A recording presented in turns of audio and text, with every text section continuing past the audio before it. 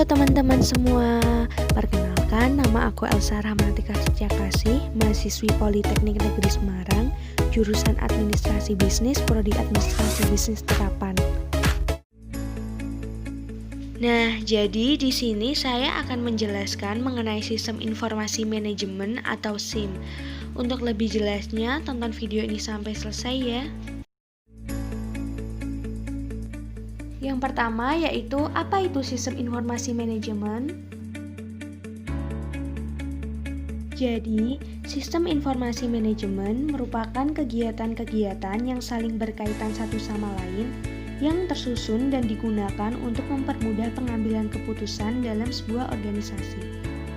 Kemudian, mengapa Sistem Informasi Manajemen sangat berperan penting dalam sebuah manajemen? Yaitu karena sistem informasi manajemen akan menyempurnakan informasi-informasi yang dibutuhkan oleh manajer dalam pengambilan keputusan untuk menunjang keberlangsungan bisnisnya. Yang kedua yaitu, apa hubungan antara sistem informasi manajemen dengan manajemen? Jadi, sebelum seorang manajer melakukan atau mengambil keputusan untuk suatu organisasinya, tentu manajer membutuhkan informasi-informasi yang berkaitan dengan kegiatan manajemennya untuk merencanakan strategi yang akan dicapai. Kemudian, memberikan informasi kepada rekan kerjanya dan membagi tugas kepada pekerja yang ahli dalam bidangnya untuk menjalankan rencana tersebut. Dengan begitu, suasana kerja akan menjadi dinamis, kinerja lebih efektif, dan efisien. Selanjutnya yaitu, apa saja keuntungan dan kerugian dari penggunaan sistem informasi manajemen bagi sebuah perusahaan. Manfaat dari penggunaan sistem informasi manajemen yang pertama yaitu memberikan informasi secara tepat dan akurat. Yang kedua, menyediakan komunikasi dari satu orang ke orang lain. Yang ketiga, mempermudah pengaksesan informasi yang begitu banyak dengan cepat. Dan yang keempat, yaitu dapat meningkatkan efektivitas dan efisiensi bagi para pekerja. Kemudian yang selanjutnya yaitu kelemahan sistem informasi manajemen. Kelemahan dari penggunaan sistem informasi manajemen yang pertama adalah mengurangi tenaga kerja manusia sehingga menimbulkan pengangguran. Yang kedua yaitu keterbatasan jumlah SDM yang dapat menggunakan sistem informasi. Dan yang ketiga yaitu dapat terjadi penyalahgunaan sistem informasi yang canggih. Yang selanjutnya yaitu, apa manfaat sistem informasi manajemen dalam bidang pemasaran? Manfaat yang pertama yaitu dapat memberikan informasi tentang tren yang sekarang sedang digandrungi oleh masyarakat. Sehingga seorang manajer pemasaran akan memproduksi barang sesuai dengan minat konsumen.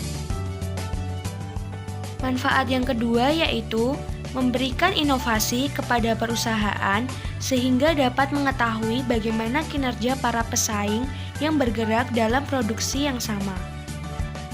Yang ketiga yaitu dapat membantu kegiatan manajer pemasaran untuk menganalisis harga secara tepat dan akurat.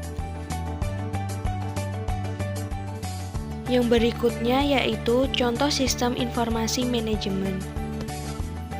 Sebenarnya ada banyak contoh sistem informasi manajemen, namun di sini saya hanya menjelaskan beberapa saja.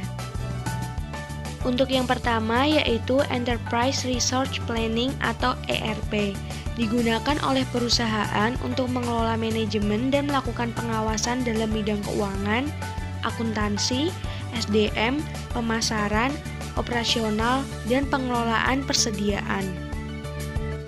Yang kedua yaitu Supply Chain Management atau SCM. SCM menyediakan data terkait manajemen suplai bahan baku dari pemasok, produsen, pengecer, hingga konsumen akhir. Yang ketiga yaitu Executive Support System atau ESS. Sistem ini membantu manajer dalam berinteraksi dengan lingkungan perusahaan dengan berpegang pada grafik dan pendukung komunikasi lainnya. Yang keempat yaitu Transaction Processing System atau TPS. TPS ini berguna untuk proses data dalam jumlah yang besar, dengan transaksi bisnis yang rutin. Contohnya untuk manajemen gaji dan inventaris.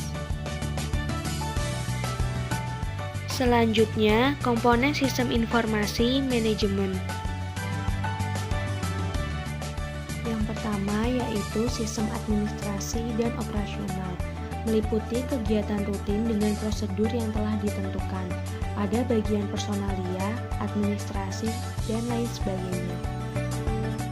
Yang kedua, sistem pelaporan manajemen, mencakup bagian yang mana memiliki tugas utama untuk menyusun laporan kinerja, baik secara periodik maupun secara rutin.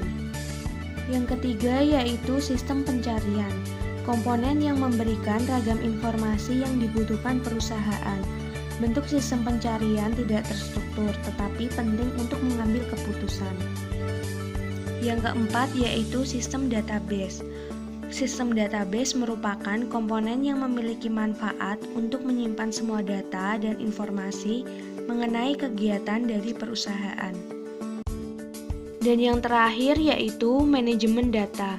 Manajemen data merupakan komponen dalam sistem informasi yang memberi kepastian bahwa ragam data yang dimiliki lebih akurat, kekinian, aman, dan juga siap digunakan.